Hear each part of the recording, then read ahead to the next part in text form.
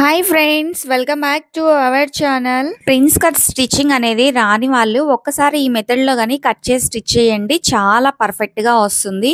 మీరు blouse cut చేసుకునేటప్పుడే prince cut చేయకుండా ఈ విధంగా స్టిచ్ చేసిన తర్వాత చేశారంటే చాలా ఈజీగా ఉంటుంది.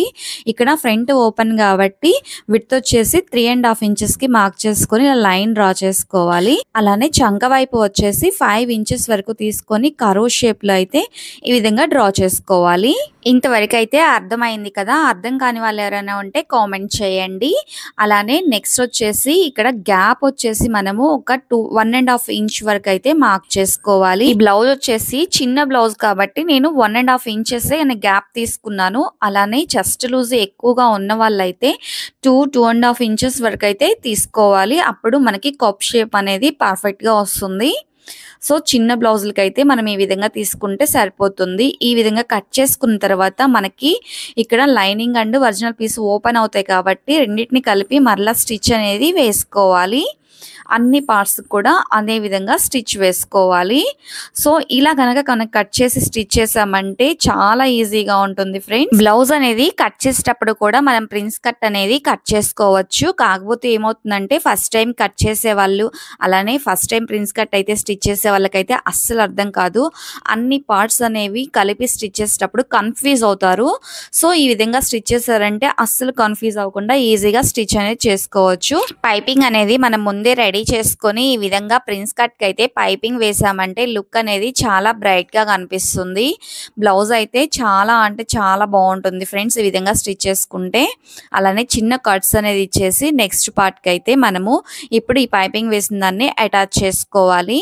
మనం వేసే స్టిచ్ పైపింగ్ పక్కనే వచ్చేలా స్టిచ్ చేసుకున్నామంటే ఫినిషింగ్ అనేది చాలా బాగుంటుంది.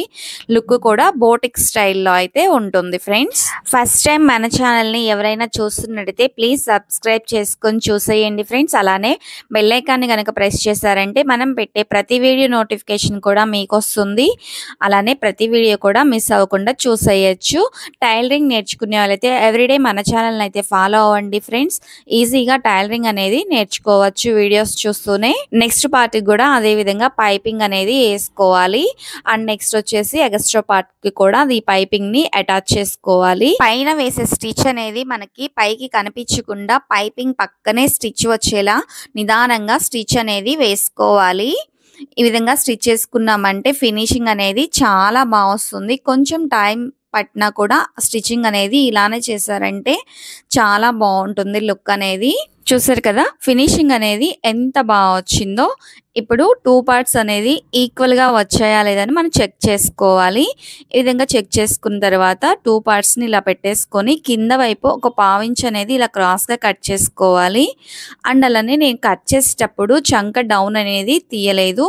సో ఇలా స్టిచ్ చేసిన తర్వాత కొంచెం లోపల వైపుకి అయితే నేను డౌన్ తీస్తున్నాను. అండ్ నెక్స్ట్ వచ్చేసి నడుంకి పైపింగ్ అండ్ అలానే ఉక్సుల బెల్ట్, కాజాల బెల్ట్ వేసుకున్నామంటే మనకి ఫ్రంట్ ప్రిన్స్ కట్ అనేది రెడీ అయిపోతుంది. వీడియో కనుక మీకు నచ్చినట్లయితే ప్లీజ్ లైక్ చేసి సపోర్ట్ చేయండి ఫ్రెండ్స్. అలానే మీ ఫ్రెండ్స్ అండ్ ఫ్యామిలీ మెంబర్స్కి అయితే షేర్ చేయండి, చాలా మందికి యూజ్ అవుతుంది. Thank you for the watching everyone. By.